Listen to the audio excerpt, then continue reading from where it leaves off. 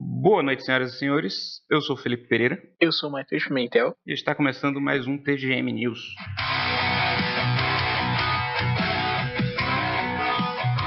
Antes da gente começar, vamos fazer mais um react de coisas que aconteceram essa semana, de uma coisa muito impactante, por assim dizer, que rolou essa semana. O nosso cenário político está cada vez mais intenso. Estamos nos aproximando do nosso período eleitoral. Agora em outubro, durante o mês de outubro, vamos ter eleições para prefeito e vereador. E nós tivemos um episódio peculiar nessa quinzena que passou, que foi a famosa, a incrível, a inesperada cadeirada do Datena. E como diz o Datena no programa dele, é brincadeira, né? Verdade. E aí o Matheus deu a ideia da gente reagir a esse episódio tão marcante da política. Eu diria que é um clássico moderno da política nacional. Está pronto, Matheus? Estou. Datena. Olha, Vai. Não. Nossos comerciais. E aí nós tivemos, antes da gente continuar, nós tivemos o episódio principal, né? O momento em que o Pablo Marçal disse que o Datena não é homem para agredir ele. O Datena, em questão de segundos, vai lá com uma banqueta. É uma banqueta ou uma cadeira, na sua opinião? Ele chamar de Marçal. Matheus. Não, que isso, cara? Pô, tá me xingando? Mas, Você que é um especialista em assentos. cara, analisando pelos meus estudos, meus conhecimentos, aquilo ali é nada mais nada menos do que aquela cadeira confortável que você senta e pum, ela dá aquela encostadinha, sabe? Assim que você bota a bunda na cadeira, ela dá aquela readinha em volta. Ela dá uma ajustada, né? Aham. Ela é boa de se sentar, é melhor ainda de sentar na cabeça das pessoas. E aí, depois do acontecido, o Marçal saiu do local. O Datena foi expulso do debate, ele foi banido do debate, ele tem que retirar. Saiu dizendo que não se arrepende, está corretíssimo. Não vou emitir opinião sobre se eu achei certo ou errado o que ele fez, mas foi corretíssimo. E depois que ele agrediu o Pablo Marçal com a cadeira da justiça, o Pablo Marçal foi retirado do debate de ambulância. Olha essa cena maravilhosa.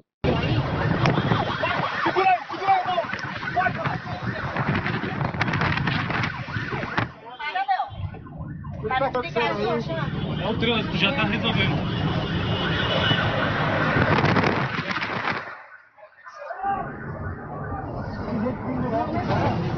Não. Tá tudo bem, cara. Levanta a cabeça dele. Vai fazer M, doutor? Uma revenda dos filmes e aí começaram a soltar já os áudios. Sexto arco postal aqui à direita teve uma linhazinha, tá? Provavelmente é por isso aquela dor que você estava vendo quando eu fui te examinar. Como você tomou um diclofenaco na ambulância, eu estou pedindo alguns exames de sangue só para a gente ver tua função renal, porque se for o caso, o anti-inflamatório é uma boa alternativa para a dor. Melhor do que dipirona e morfina, tá? O cara levou uma cadeirada e tá apresentando o nosso tênis, sendo que a cadeirada nem pegou direito nele. Né? Muito charminho, cara. Fratura costela, olha só. Nem pegou na costela dele a cadeira, não pegou nem direito. Função renal. E essa unha dele? Por que ele dá? Machucou o dedinho. TikTok do Camilo Dantas. Fez comigo hoje foi terrível. Espero que Deus lhe perdoe. Você me pediu perdão anteontem. Eu te perdoei. Agora Você é um arregão. Você atravessou o debate esses dias para me dar um tapa e falou que você queria ter feito. Você não é homem nem para fazer isso. Você não é homem. Não, Datena. olha, Vai.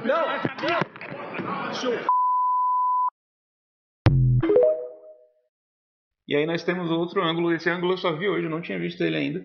Eu achei isso aqui, esse enquadramento, como diria Martin Scorsese, isso é cinema. Isso é cinema, cara. Olha que beleza. Olha isso, olha que beleza, cara.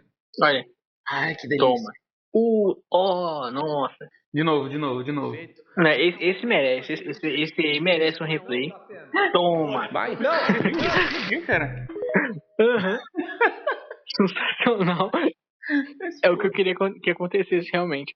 Explodiu em cocô. Eu queria aproveitar esse momento pra falar também que, pô, o Datena passou no Datena. Sério? Chegou a acontecer isso? Ou é meme? Eu acho que... Eu não sei se é meme que fizeram, eu acho que se realmente passaram. Eu vi isso no status do Kaique. Ele não tá mais apresentando o programa, ele não pode, enquanto ele é candidato, se ele for eleito, não vai ser eleito, infelizmente, ele não pode apresentar o programa dele. Então era meme, que eu vi isso aí no status do Kaique. Tá vendo? Culpa do Kaique dando informação falsa. Kaique distribuindo fake news. O Kaique mereceu uma cadeirada. E aí nós temos a nossa gloriosa versão em Lego. Você é um arregão.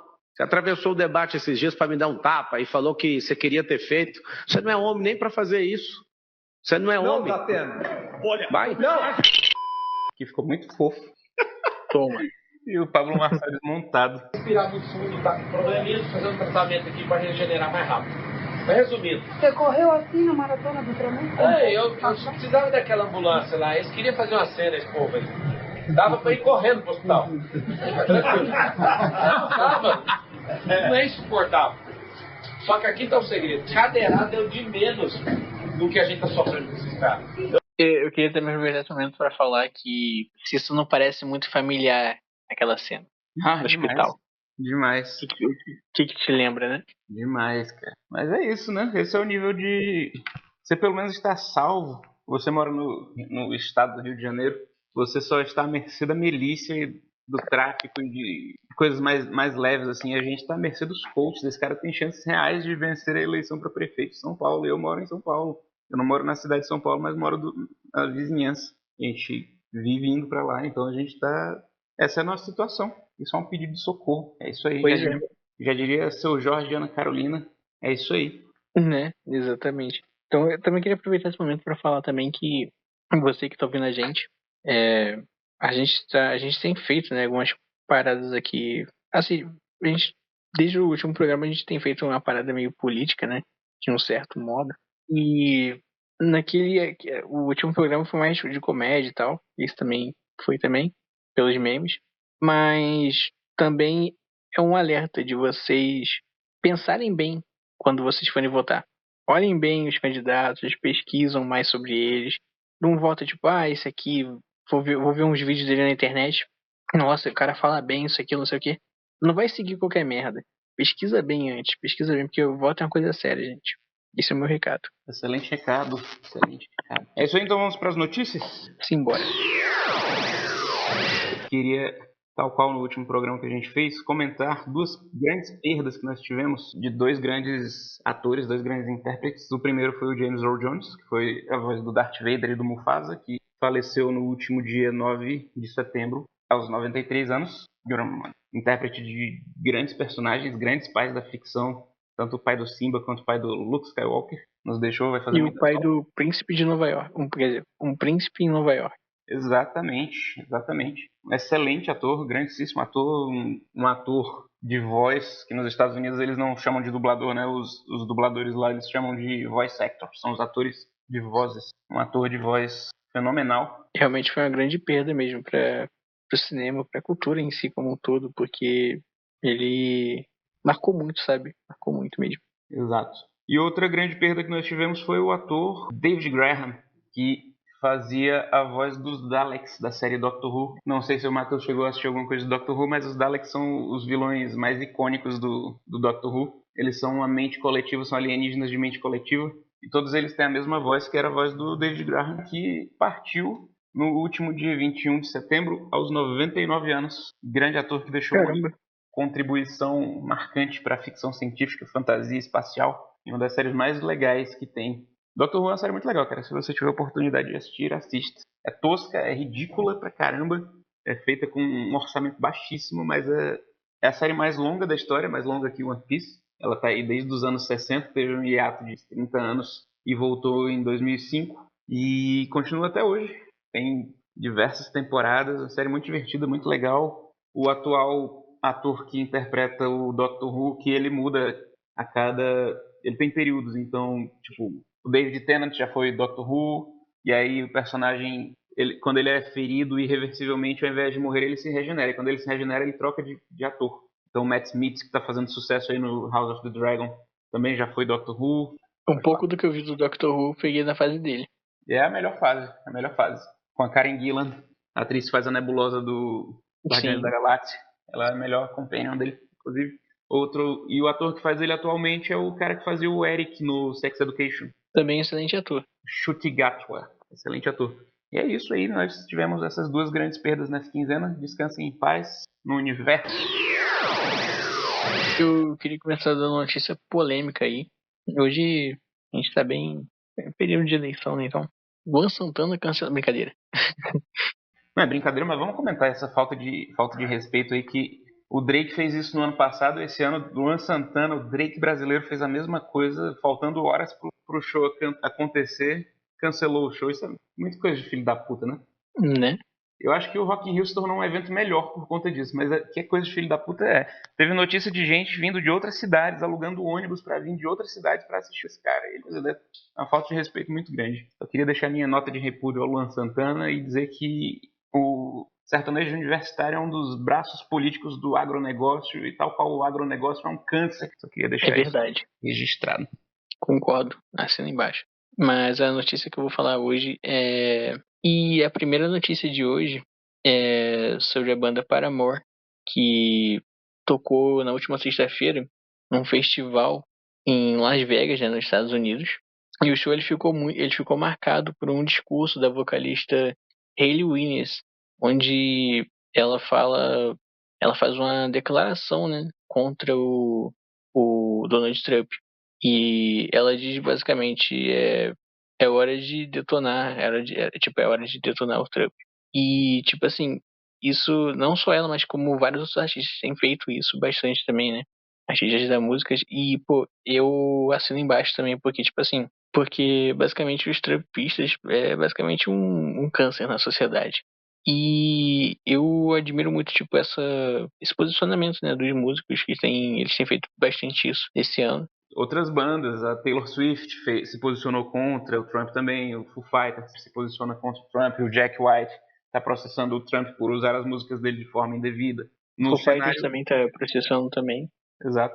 No cenário artístico de música séria, de música mainstream séria, as pessoas costumam ser contra a extrema-direita no mundo todo, não só nos Estados Unidos. E aí você vai ver lá, tem um cenário muito parecido com o Brasil. Aqui nós temos o sertanejo universitário que endossa o lado da extrema-direita, lá tem os artistas da música country que fazem a mesma coisa. Então, a nossa política se espelha bastante na política americana. E a política americana tem se espelhado bastante na nossa também, né? Tentativas de assassinato falsas, do gênero. Sim, verdade. E foi bem na hora onde o grupo estava tocando a música Big Man, Little Dignity, que a cantora começou a dizer, né, sobre o Projeto 2025, que é o manual do Trump para controlar e punir, né? Mulheres, pessoas pobres, pessoas de minorias, enfim. E aí ela continuou falando, né, que tipo, é hora de todos os americanos se unirem e finalmente derrotarem a agenda de Trump. E a única maneira de fazer isso é confrontando nas urnas. E aí ela falou também, você quer viver uma ditadura? Bem, apareça e vote. E esse foi a declaração dela, né, no show. O Paramore ele é bastante conhecido por sempre se posicionar politicamente nos shows dele, né? Não é a primeira vez que eles fazem isso. Então, se alguém aparecer dizendo que o Paramore era melhor quando não mexia com política, você sabe que é mentira, que a pessoa não deve nem ouvir. Eu particularmente não sou fã da banda, não tenho. As músicas não fazem meu estilo, mas eu gosto bastante dessa postura deles. Sim, realmente é muito bom e muito importante também. Eu não ouço tanto, mas eu pretendo ouvir mais também. Vamos para a próxima notícia, então? Vamos então para a próxima notícia. A Netflix divulgou nessa semana o trailer da aguardada continuação do filme O Poço. Você lembra desse filme, Matheus, O Poço? Que estreou durante a pandemia, logo no começo da pandemia. Foi um sucesso desgraçado, todo mundo só falava disso. Lembro. Fizeram, tipo, vários vídeos, assim. Era muita coisa, só via falar nele. A galera ficava dissecando esse filme como se ele fosse uma parada super profunda, porque afinal de contas é um poço. Pra quem não se lembra, o filme estreou em 2020, a continuação tá saindo em 2025. O Poço, o primeiro filme, contava a história de um grupo de pessoas que era aprisionado em uma plataforma móvel dentro de um poço, que é o poço do título. E esse poço ele tinha níveis, do primeiro a, sei lá, ao 100, vamos dizer que era do primeiro ao 100. E essas pessoas ficavam confinadas, elas não podiam sair, elas não podiam ver suas famílias, elas não podiam. E no meio dessa plataforma, no meio desse lugar onde eles ficavam confinados, passava uma plataforma cheia de comida. Ela vinha do primeiro nível e descia até o último nível. Quando chegava no último nível, a comida estava toda estragada, toda desgraçada. A galera tinha... Quem estava nos primeiros níveis comia bem e ia destruindo a comida para quem estava nos níveis inferiores. Quando chegava no último nível, só tinha os ossos, o pessoal fazia cocô na comida. Era uma coisa horrível, parada horrível. E as pessoas passavam por esses experimentos, que eram um experimentos para o qual elas se voluntariavam, até o momento em que havia uma rebelião, até o momento em que elas se sentiam tão inferiores como seres humanos, tão destratadas como seres humanos, que elas se rebelavam, e elas não se rebelavam contra os organizadores desse experimento, elas se rebelavam contra as outras pessoas que estavam passando pela mesma situação. E o filme é uma distopia, né? Uma distopia meio futurista. E aí, recentemente, a Netflix anunciou uma sequência que vai ser dirigida pelo mesmo diretor do primeiro filme, que é o Galder Gastelo Urrutia. E eles liberaram também o trailer. O trailer está na descrição do episódio da semana. Você pode clicar para conferir. Você curtiu esse filme quando ele saiu, Matheus? Cara, eu gostei. Até que eu gostei, sim. É bem nojento, mas é bom de ver. Pois é, um filme legal, né, cara? Um filme interessante, tem uma premissa diferentona, uma distopia criativa. Eu sinto um pouco de falta desses filmes da Netflix, assim, né? Que saía uns filmes que faziam muito barulho, que tinha uma premissa super criativa, super diferentona. Tipo, Rua do Medo foram uns filmes que fizeram um barulho. Esse O Poço fez bastante barulho também. Até o Bird Box, que é um filme que eu nem curto tanto, ficou muito falado na época. Não tem mais tanta coisa assim na Netflix, né? Agora só tem saído umas porcarias, mas... Parece que eles geram tanto conteúdo, tanta série, tanto filme, que nada mais faz barulho, assim. As coisas fazem barulho, como eles lançam as séries de uma vez só. As paradas fazem barulho durante uma semana e aí somem. Exatamente. E uma coisa que eles estão fazendo também, tipo, lançar metade da série, quer dizer, metade da temporada, e depois, mais pra frente, lançar outra metade. Isso dá até uma sobrevida pra série, mas não é tipo The Boys. The Boys a gente passou, foram o quê? 8 episódios? A gente passou 2 meses comentando The Boys sem parar. Todo mundo só falava The Boys, todo mundo só queria saber como a história acabava.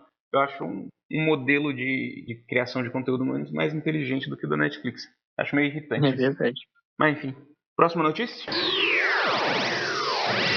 E a nossa próxima notícia de hoje é nada mais nada menos do que a versão australiana de The Office, que já ganhou um trailer e data de estreia também. Essa nova versão australiana de The Office, ela tem como protagonista a personagem Hannah Howard, interpretada por Felicity Ward, e é a primeira chefe mulher da história da série. A personagem é uma diretora administrativa da empresa de embalagens e que eles recebem uma notícia de que eles fecharão sua filial, forçando a todos a trabalhar remotamente. Sua equipe tem que lidar com seus dramas e a criação metas impossíveis estabelecidas com o pretexto de manter a família de trabalho unida. A série terá 8 episódios e está programada para estrear dia 18 de outubro no Prime Video. Olha só. Interessante. Eu gostei da chefe mulher, primeira chefe mulher. Eu não sei se você sabe, mas The Office é uma franquia mundial. Tem The Office, tem séries inspiradas em The Office no mundo inteiro. Eles usam a marca, então eles fazem séries no mundo inteiro. Tem The Office Japão, tem The Office Irã, tem The Office África do Sul, tem várias versões do The Office no mundo inteiro que contam sempre essa mesma história. A empresa vai fechar e aí eles precisam lidar com as consequências disso, que é a história que a gente acompanha na versão americana. A mesma história, né? Que eles estão prestes a fechar, eles passam a série inteira com esse medo de a empresa fechar e eles perderem o emprego deles. Sim. Foda-se! As duas notícias foda-se dessa semana são relacionadas à mesma figura, que é o Jared Leto. A primeira notícia foda-se da semana é que ele tá cotado para viver o esqueleto no filme live action do He-Man, que é um filme lendário também, tipo o reboot de O Corvo, que demorou décadas para acontecer. E a outra notícia foda-se da semana é que o Jared Leto vai estrelar o filme Tron Ares, a continuação de Tron o Legado, filme de 2010. Ele atuou metodicamente no filme Tron Ares. Sabe o que é atuação de método, Matheus? Você sabe o que é um ator de método? Onde o ator ele tem um método específico para alguma atuação? Não necessariamente. Existem alguns atores em Hollywood que eles são famosos pela atuação de método, que é quando o ator não sai do personagem nem quando ele vai para casa depois de filmar. Durante os períodos da filmagem inteiros ele tá vivendo aquele personagem. Tipo, o Robert De Niro em Taxi Driver ele fez isso. O Daniel Day-Lewis ele faz isso em todos os filmes dele. Quando ele fez Meu Pé Esquerdo, que é sobre o cara que ficou paralisado, que tinha paralisia, e a única coisa que ele conseguia era mover o pé esquerdo dele que ele usava para pintar. O Daniel Day-Lewis ele fez uso de atuação de método e ele não se mexia no set de filmagem. As pessoas tinham que dar comida na boca dele. Caramba. É um estilo de atuação que gera polêmica em Hollywood. Tem gente que gosta muito, tem gente que detesta. Aquele ator que fez o filme do Elvis, o Austin Butler, ele fez isso. E ele fez isso tanto que ele perdeu a voz. Ele não tem mais a voz dele. Ele passou vários anos falando com a voz do Elvis. Ele não lembrava como a voz dele era. Ele teve que fazer tratamento para a voz dele voltar a ser próximo do que era antes. Ele ganhou um sotaque bizarro. Agora, se for procurar vídeos, ele falava de um jeito antes do filme do Elvis, e depois do filme do Elvis ele tem um sotaque esquisitíssimo, porque ele não conseguiu voltar ao normal depois do Elvis. E o Jared Leto, ele faz isso em todos os filmes dele. Ele fez isso no Morbius, ele fez isso no Clube de Compras Dallas, pelo qual ele ganhou um Oscar. Ele fez isso no Psicopata Americano, ele fez isso no Requiem para um Sonho, ele faz isso em todos os filmes dele. Inclusive nos piores, como eu falei, ele fez no Morbius. O pessoal da produção do Morbius disse que ele não aceita ser chamado de Jared Leto, ele não aceita ser chamado pelo nome dele, ele só aceitava ser chamado de Michael ou de Morbius. Ele ficou andando de cadeira de rodas no set do filme do Morbius, porque o personagem dele tinha uma doença que paralisava o corpo dele. E no Tron Ares, ele também fez essa pataquada, essa palhaçada, e ele não aceita ser chamado pelo nome dele, ele exige ser chamado de Ares, que no filme ele vai interpretar a inteligência artificial do videogame do Tron, que é o Ares. E ele não aceita ser chamado pelo nome dele durante a produção do filme, durante as filmagens. Os atores tinham que chamar ele de Ares. Eu achei isso uma coisa patética, isso é uma palhaçada. Eu entendo fazer isso para um filme tipo... O Heath Ledger fez isso quando ele estava fazendo Cavaleiro das Trevas, e mesmo ele, de vez em quando, ele saía do personagem. O Jared Leto filmando Coringa também fez essa palhaçada. Mas, enfim, uma notícia foda-se que até rendeu bastante, né? Né? Vamos então para as estreias da semana. Essa semana tem poucas estreias interessantes. Na verdade, teve uma estreia nessa quinta-feira que passou, dia 19 de setembro, um filme chamado A Substância, que é um filme de terror com a Demi Moore. A Demi Moore interpreta uma atriz decadente, porque ela está envelhecendo, ela saiu da faixa de idade que Hollywood gosta, né? Que são as mulheres até 30 anos. Depois dos 30 anos, as mulheres meio que são descartadas em Hollywood. 30, 40 anos ali. E ela está num processo de depressão por conta disso, se sentindo velha, desgastada, esquecida. E ela descobre que existe uma droga no mercado que, quando você toma essa droga, você se divide em dois. E a outra parte de você é uma versão mais jovem de você, que fica viva, que fica caminhando, respirando. É uma pessoa, é você, uma versão mais jovem de você, que dura algumas horas. E ela decide usar isso para voltar a ter relevância. Ela decide usar essa droga para voltar a ter relevância. Só que dá muito errado e é um filme de terror, então coisas terríveis acontecem. E é um filme de terror corporal, então o pessoal está dizendo que é um filme mais nojento que A Mosca. Eu fiquei bastante interessado no filme A Substância, está aí já disponível nos cinemas. E a outra estreia que eu achei interessante, que eu vi o trailer uns tempos atrás e me pareceu divertido, é o filme, a animação, na verdade é uma animação Transformers o Início, que conta o início dos Transformers. Que conta o início dos Transformers lá no planeta Transformer, sei lá qual é o nome da Cybertron. A origem do Optimus Prime qual é o nome do outro? Megatron. Eles eram amigos e é uma versão Homem-Aranha no Aranha-Verso dos Transformers. Que deu uma flopada forte lá fora, mas as críticas estão bem positivas. Essas foram as duas estreias que eu achei interessantes essa semana. Vamos pro bloco de indicações então? Minha indicação de hoje é o álbum Odiosa Natureza Humana, do Matanza, onde lá tem Remédios Demais, que é uma música que eu tô ouvindo direto. Tem também Tudo Errado, a própria música Odiosa Natureza Humana. Enfim, é um disco que eu gostei bastante também. Eu recomendo aí. Ele foi lançado em 2011. Olha, um disco de quase mais de 10 anos já. Eu ouvi muito pouco do Matanza. Você acha que eu devia ouvir mais Matanza? Cara, eu recomendo. Acho que tem muita coisa boa. Vou colocar na minha playlist aqui do Spotify. A indicação de hoje é uma série que eu tô vendo aqui em casa, disponível no Globoplay. Então dê seus pulos aí pra assistir. Uma série chamada Origem. Não é A Origem, não é o filme do Christopher Nolan. Não é o filme A Origem, se chama apenas Origem. No inglês é From. Que é uma série super batuta. Acabei de ver a primeira temporada, então muito bacana. Uma série de mistério na pegada de Lost. E eu espero que ela tenha mais respostas e respostas mais satisfatórias que Lost no final. Tá estreando a terceira temporada agora. Não sei se vai estrear simultaneamente no Globoplay. As duas primeiras temporadas estrearam de uma vez no Globoplay. Eles trouxeram as duas primeiras temporadas completas. Então eu não sei como vai ser o esquema da terceira temporada.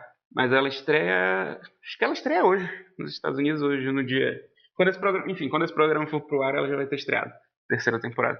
Conta a história de uma família que chega numa cidadezinha perdida no meio dos Estados Unidos e eles não conseguem sair da cidade. Quando eles chegam na saída da cidade, eles aparecem de novo magicamente na entrada da cidade.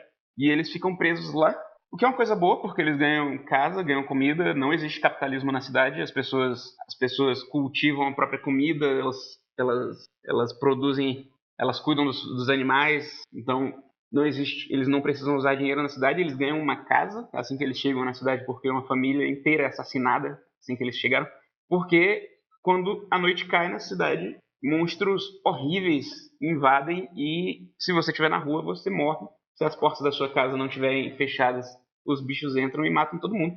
É um preço baixo para se viver num lugar onde não existe capitalismo. Eu aceitaria de bom grado viver nessa cidade. Falando assim parece uma coisa horrível, mas na prática não é tanto. Exatamente. Você aceitaria viver numa cidade cheia de monstros, Matheus? Se bem que você vive no Rio de Janeiro, né, Matheus? Então você já meio que vive nessa... Se você não fechar as portas... Se você não fechar as portas, meio que já acontece. Como se São Paulo não fosse diferente. É verdade. Fica aí a crítica social foda. Mas a diferença é que aqui a gente tem que pagar aluguel, que a gente tem que pagar pelos nossos alimentos, a gente não pode simplesmente cultivar nossa própria comida. Seria muito melhor se pudesse fazer isso. Eu aceitaria viver na cidade perdida, no meio do nada. Também. Com monstros à solta, desde que eu não tivesse que pagar aluguel. Nem a eletricidade eles precisam pagar. Enfim, minha indicação dessa noite é a série Origem, disponível no Globoplay. Então é isso, chegamos ao fim de mais um TGM News. Todas as notícias que a gente comentou vão ser linkadas aí no post do programa. Os nossos recados de sempre, sigam o TGM News no Spotify, sigam o The Geek Metal lá no YouTube e no Instagram, só procurar The Geek Metal. E sigam também o Café com Assombração lá no YouTube e no Instagram. Muito obrigado por assistir o programa. Sigo também a Isa, né, do Cine Duvidoso. E em breve aí mais novidades. Muito obrigado, galera. Até mais. Até a quinzena que vem.